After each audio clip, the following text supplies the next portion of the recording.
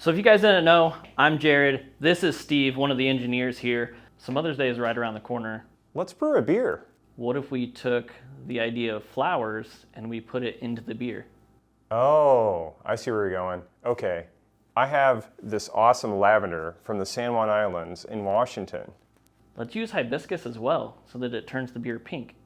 Ooh, that's a good idea. And we can sweeten it with honey. Yeah, the hibiscus is going to make it more tart, so we definitely want it balanced. We're going to be using the BrewEasy Compact with the surface element. Steve, you want to tell us about some of the features?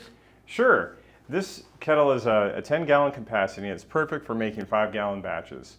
There's a grain basket inside with a capacity of 18 pounds. So you can have plenty of grain to brew almost any 5-gallon batch of beer that you need.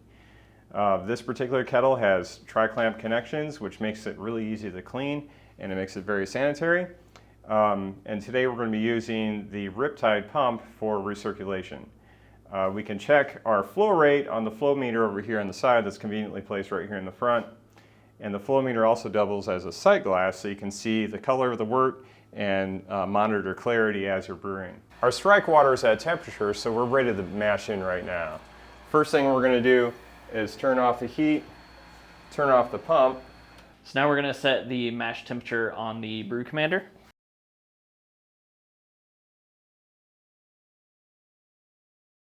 We're actually ready for the next step in installing the direct deposit recirculation tube. So this will directly deposit the wort back into the mash as you recirculate. And what do we like about direct deposit? It's like our paychecks. And now we can watch the wort flow through the flow meter. It's a beautiful thing. Mom's gonna love this. All right, our 1 hour mash is over, so now it's time to raise the basket up and drain all that delicious wort back into the kettle so that we can boil. First thing I'm gonna do is turn off the pump, and I'm gonna go for the... Hang on, Steve. What am I doing now? Let's be safe here. Okay, good idea. Let's put on some gloves, because this stuff is hot. First thing I'm gonna do is remove the tube. That wort is looking great.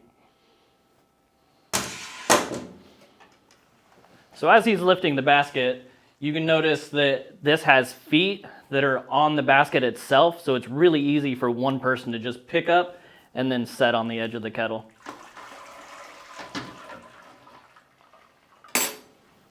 While we're waiting for the grain basket to drain into the boil kettle, we can just switch it right to boil. It's that easy. So we're going to run through the process of removing the basket and connecting the hose to the Whirlpool port on the kettle. So this is my method for getting the hose removed from the flow meter with the least amount of mess possible. It's pretty simple. You just disconnect the top of the flow meter from the elbow, open up this valve and let the liquid flow back into the kettle. And then close the valve on the kettle. And then we can disconnect the hose from the bottom of the flow meter without making too terrible of a mess. Okay, the wort is up to temperature, so we're ready to start the boil.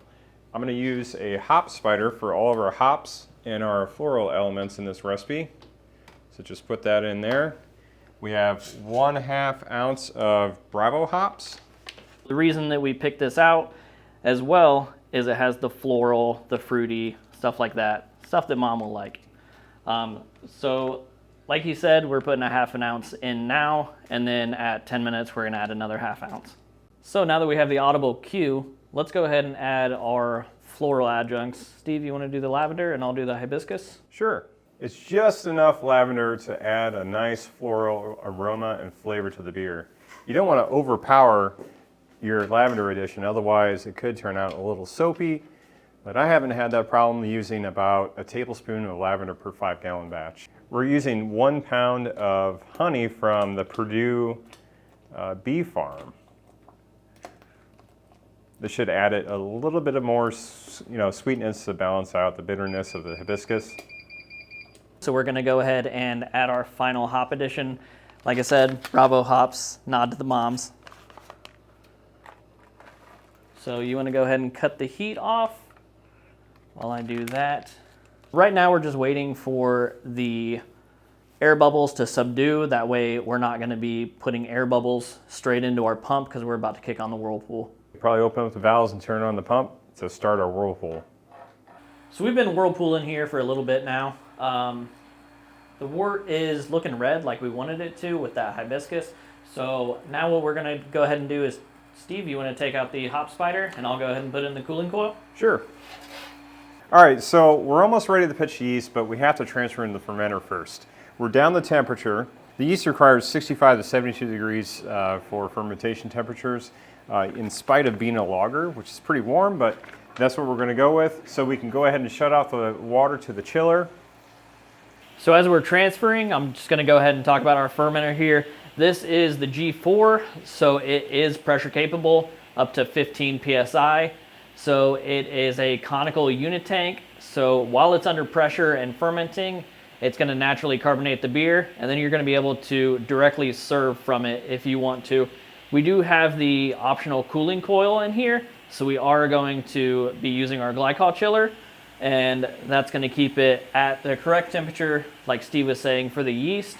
And then once that's done fermenting, then we're going to be able to use that to cool it down, start getting it to the cold crashing, and then we're going to be able to serve it directly from here, or we're going to be able to keg it. So it looks like we're all transferred over now, so everything is already in the G4. The next step is going to be for pitching your yeast. So I'm going to go ahead and take off this tri-clamp.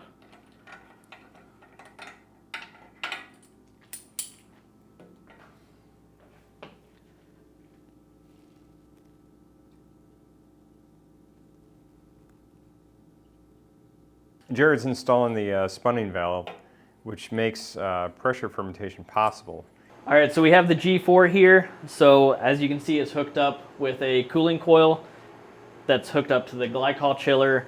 That temperature controller is all plugged in right here. That way we know the temperature of the wort that's inside of here that's making the beer. So we have the spunning valve hooked up to a hose that's into sanitizer. So this allows you to ferment under pressure. So our fermentation schedule for this is 2 weeks. So at the end of 2 weeks, this spunning valve is going to allow it to already be naturally carbonated. If it's not all the way carbonated, we've got a carb stone right here, so it'll be able to bump that up. So if you're not fermenting under pressure, you'll be done with fermentation at the end of that 2 weeks, and then you'll have to force carbonate, or you can use our quick carb that'll allow you to do it that much faster. The glycol chiller that we're using today is the Blickman glycol chiller. It's 1/2 horsepower, and it's rated for 3,400 BTUs at 34 degrees, which is pretty important when shopping for a glycol chiller because many of them are rated at different BTU ratings at different temperatures. But we put it out there, we tested this at that specific temperature. That way you know you're getting a full 1/2 horsepower glycol chiller capable at that temperature.